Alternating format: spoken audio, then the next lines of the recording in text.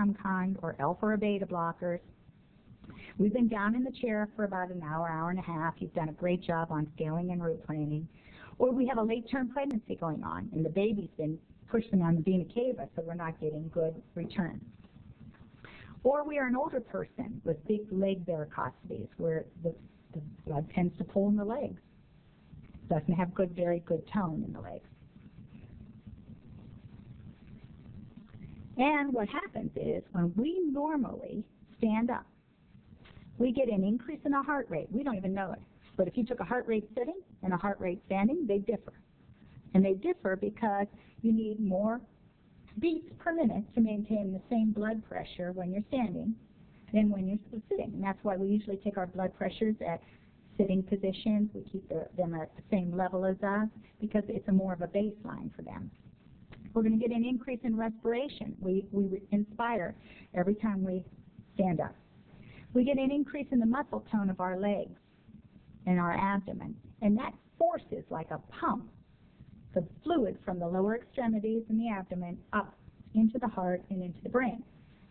And we get this release of these neurotransmitters from the kidney.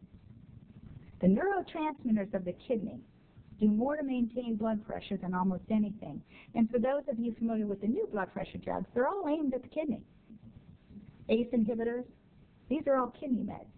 So we're using more and more of the medications aimed at the kidney: antidiuretic hormone, renin, angiotensin, norepinephrine, and these all increase the blood flow to the heart. The heart then can pump up to the brain, and we stay alert and conscious. Now, how do we manage it? Well, first of all, we activate our emergency response within us.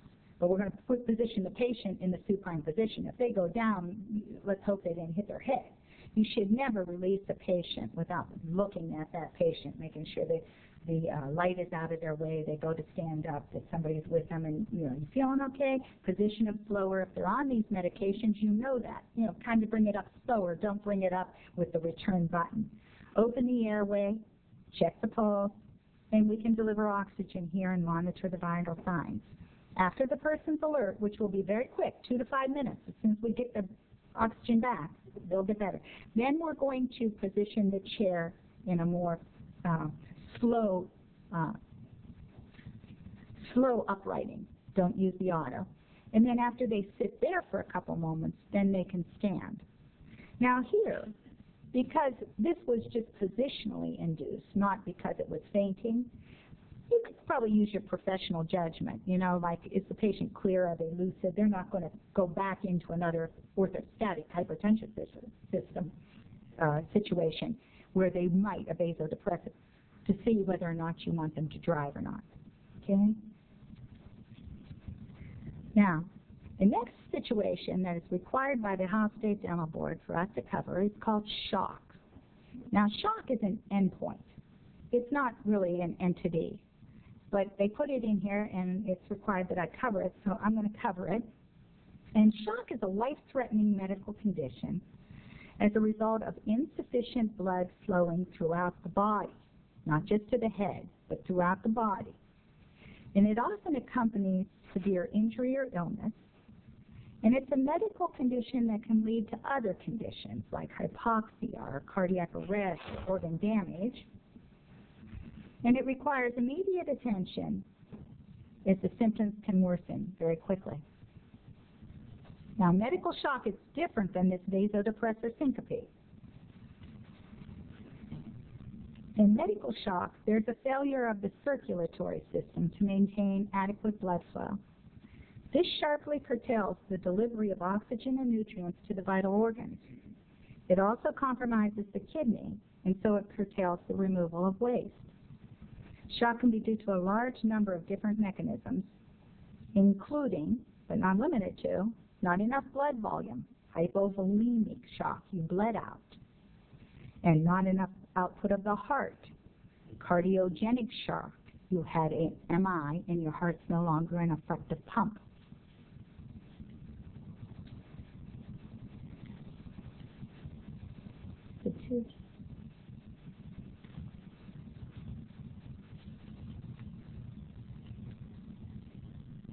Now, the main symptom of shock is low blood pressure. But other symptoms are going to be similar to that vasodepressor syncope, where you have cold, clammy skin, rapid, weak pulse, dizziness, fainting, weakness, and you have diminished urine output. The first aid is going to involve keeping the patient warm and giving fluids either by mouth, if conscious, or intravenously. And the treatment, definitive treatment, will be determined by what was the cause of shock. So we can have a septic shock caused by an overgrowth of bacteria. People go into a septic shock. Now, that would be treated by antibiotics appropriate for whatever organism is in the system. An anaphylactic shock, and we'll talk about that when we talk about anaphylaxis here. A cardiogenic shock is going to be treated by identifying and treating the underlying cause of the heart. A hypovolemic, we're going to do fluid replacement, transfusion. Neurogenic is a tough one to recover from. That's usually a spinal cord damage and may not be survivable. Shock prevention includes learning ways to prevent heart disease, injuries, dehydration, and other causes of shock. Okay? But remember, shock is an end point. It's not something that you would see as an entry-level ASA 2 or 3 situation. You are going to be working simply on basic life support if somebody's in cardiogenic shock. And let's hope we don't get to the hypovolemic when we're scaling teeth. Okay, so asthma. Asthma is more of a clinical condition and one that we see frequently and one that the patient is usually well aware they have. The medical history usually determines the severity and the episodic wheezing and cough. Now, if it's infrequent, maybe I have an asthma attack every 6 to 8 months. I may be in ASA 2. If it's more frequent, if I've been hospitalized, if I've had an asthmatic attack within the last 3 to 4 months, that it may be an ASA 3 patient.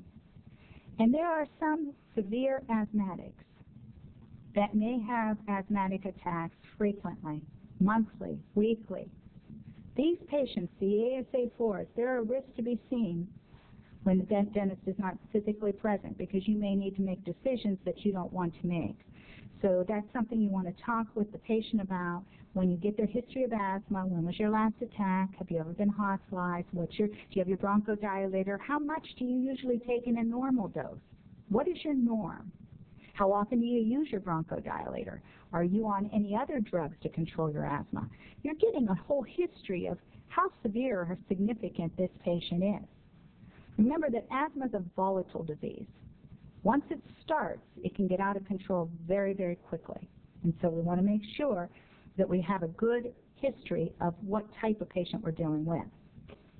The typical asthmatic attack starts with a choking or gasping for air, and the patient has had these in the past and is familiar with what's happening. They're looking for their inhaler.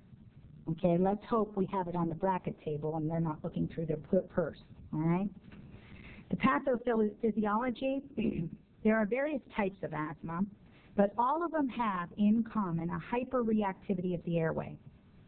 It increases the contractile response of the smooth muscle and increases secretions within that tracheobronchial tree. These are some of the triggers of asthma. You know, it can be drugs will trigger it. It can be chemicals. It can be that I developed a cold and that respiratory virus has triggered asthma. Smoking is deadly to a lot of asthmatics. And remember this one in the corner, because this is our dental office, okay? It's full of just triggers for asthma. So we have to be very, very careful with our asthmatic patients that we're not putting our opening up the glutaraldehyde soap and throwing it in front of them. And, you know, that's just not the appropriate place for that. The bronchomotor receptors are stimulated through bronchoconstriction, and we call that a bronchospasm. And we do that through the vagus nerve. Remember, that's what constricts the bronchioles. And the pulmonary mast cells are stimulated, causing a degranulation. And remember that mast cells are simply tissue basophils, right? When they're in the blood system, we call them a basophil. When they leave the blood and go out into the tissue, we call them a mast cell.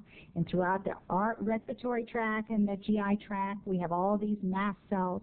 The mast cells are granular cells. They're called a granulocyte, and those granules are called histamine. Okay, so when we think of asthma, we think of histamine. Okay, and we have this narrowing lumen that increases the secretion of it or causes occlusion of some of the small bronchi. So a little picture of the bronchiole, and as it constricts and gets this little mucus plug, it's harder to exchange air. As the episode progresses, expiration, instead of being that passive elastic recoil of the diaphragm and intercostals, becomes one that requires energy. So it's not the inhalation that's creating the problem. It's the lack of the ability to expire the carbon dioxide. It's being trapped within the alveoli. The patient feels like they're suffocating because they're not getting new oxygen in and the carbon dioxide is not leaving. So the air is trapped in the lungs, leading to hypercarbia. In other words, increased CO2 in the alveoli and in the capillary bed. And so the patient tries to breathe harder and faster. They hyperventilate to make up for it. I feel like I need to breathe more, only they can't get exchange of air. Then we'll get into what we call a respiratory acidosis. The pH of the blood will actually change. As the carbon dioxide goes up, we get carbonic acid. It mixes with water, right? And carbon dioxide becomes carbonic acid, and we change the pH of the blood. Once we change the pH of the blood, remember that all chemical reactions in our entire body are pH dependent. We have to get the normal pH, or the chemical reactions will change. And so the patient is in an acute situation and may die. So the hypercarbia produces some sweating, diaphoresis, and of course they're trying to work hard to get this breathing going, and they're hyperventilating and they can't exchange air and they're wheezing. And the patient looks in obvious discomfort. The respiratory acidosis changes the blood pH and the failure can occur, and the mortality is very high in asthma. So what do we do for the acute episode? Well, of course, once the asthmatic attack begins, we're going to terminate the procedure. Don't work through it. It's just one more sealant. Terminate the procedure, okay, until all the materials are removed from the mouth. Position the patient in an upright position because it's easier for them to breathe upright than lying back, okay, as long as they're conscious. Attempt to reduce any anxiety. You know, anxiety is a big trigger, right? And it's a big trigger, so administer your oxygen and get their bronchodilator. Now, you have to know what their normal dose is. If their normal dose is 3, then you would give 9 inhalations, because 3 up to 3, 9. So you have to know what normal is for them. Some of these people, they're panicked, and so they're thinking more is better, but they're really not helping, and the situation's getting out of control. So if you have a patient that's asthmatic that carries a bronchodilator, you need to know what their normal dose of their metered inhaler is to make value judgments when you're on this end of it. So we need to ask that. Now, a patient uses their dilator, and remember that if their metered dose is not working, that's an ominous sign. Get the EMS on board. That may be one that you may not be able to abort in the situation there. You remove the cap, you shake the canister, you have the patient forcibly exhale as much stuff as they can from their mouth, and then place the inhaler and slowly press down, breathe in slowly. Hold it. If you could, 10 seconds, that's a hard thing. This person's fatigued and doesn't breathe well. 10 seconds is a long time. But if they could, you count 10. And if you're using a beta agonist, you want to wait a minute, let it get through the system, and then give the second, okay? Now, asthma and allergy have a lot in common.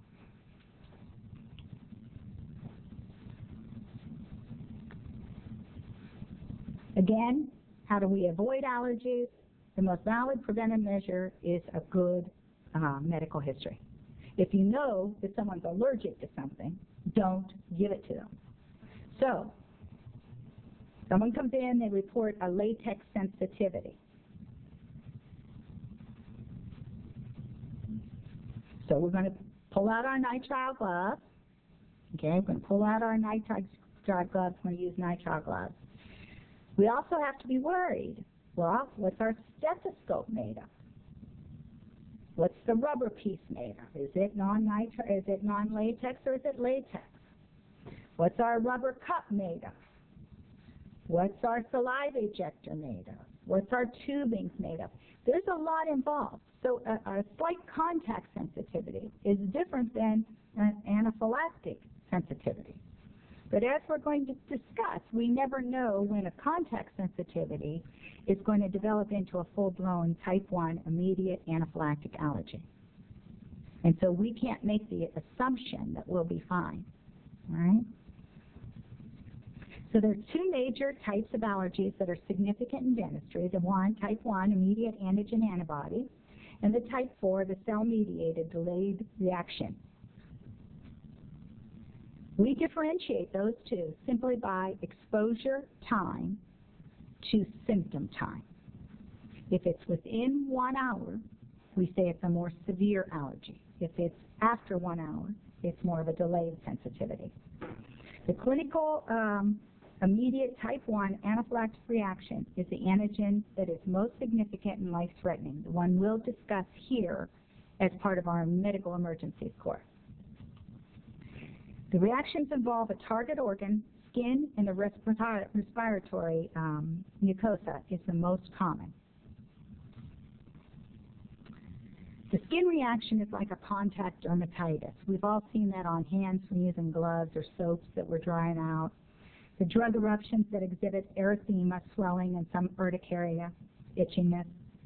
Or you can have a localized angioedema, and this typically has a predilection for the periorbital or perioral lesions, lips, tongue, but it can involve the pharynx and the larynx, which is more of an acute problem.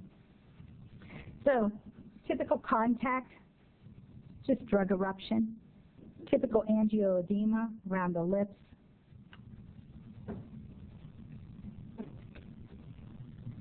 The bronchoconstriction is identical to the acute asthmatic attack. The angioedema involving the larynx, which will occlude the airway, and it will lead to death if it's not managed immediately.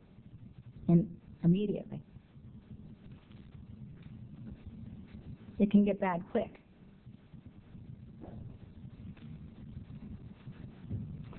Pathophysiology, well, you have a sensitizing dose.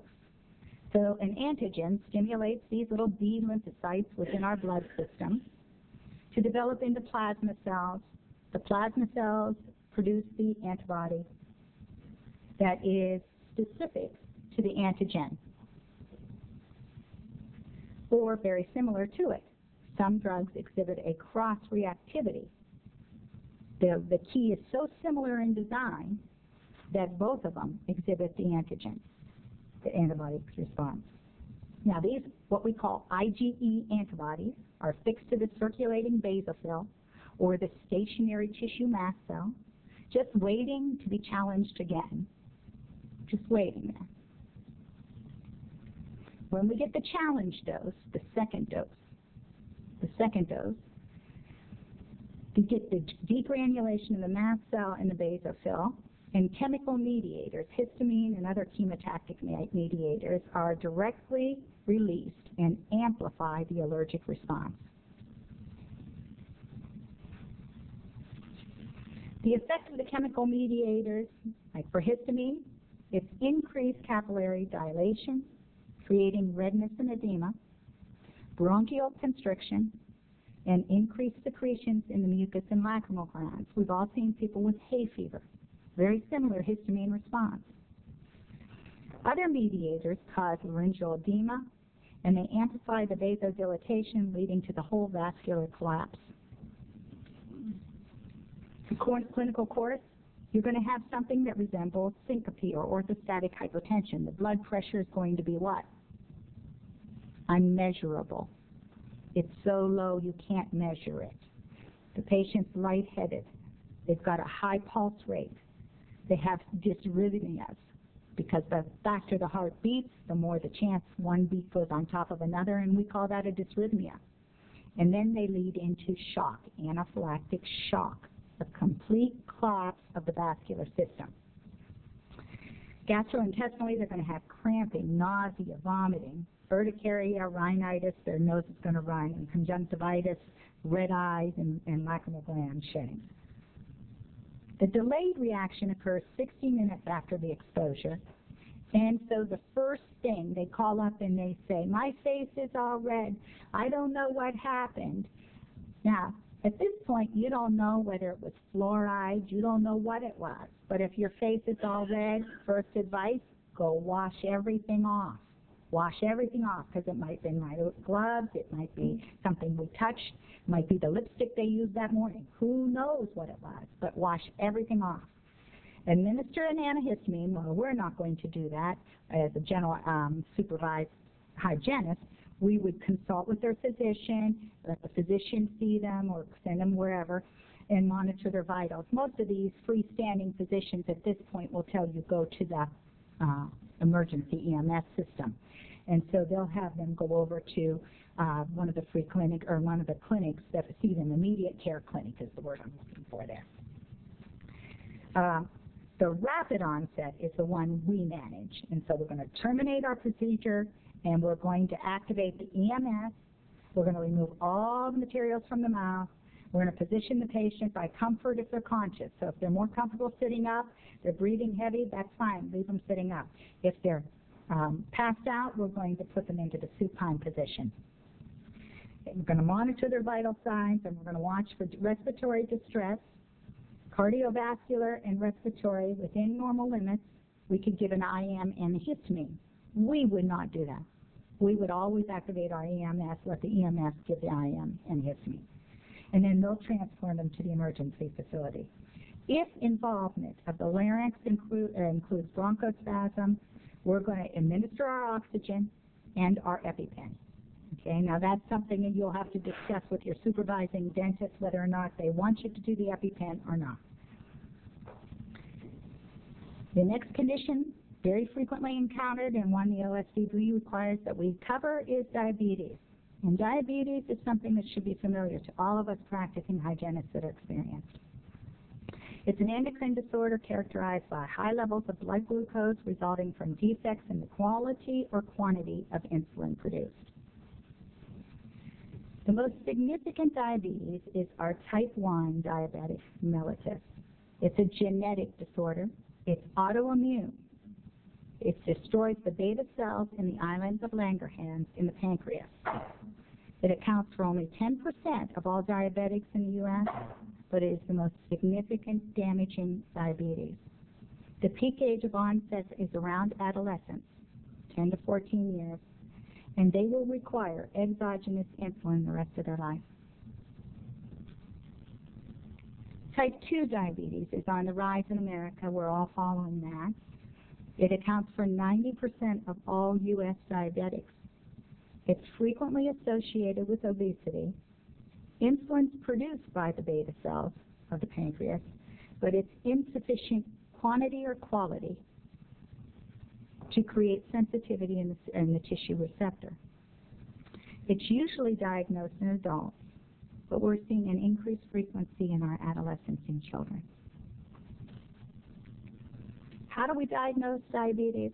Well, by a fasting blood glucose. We have someone not eat for 8 hours, and then we bring them in and we take a blood glucose. And if the blood glucose is above 126, we say they're diabetic.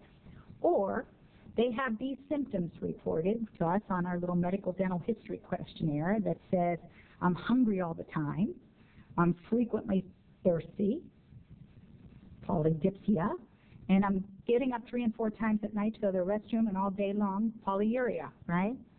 And so then we say, well, have you been tested for diabetes? And they say no, and we happen to have a glucometer. And so we take a glucometer, and it's 200 or above.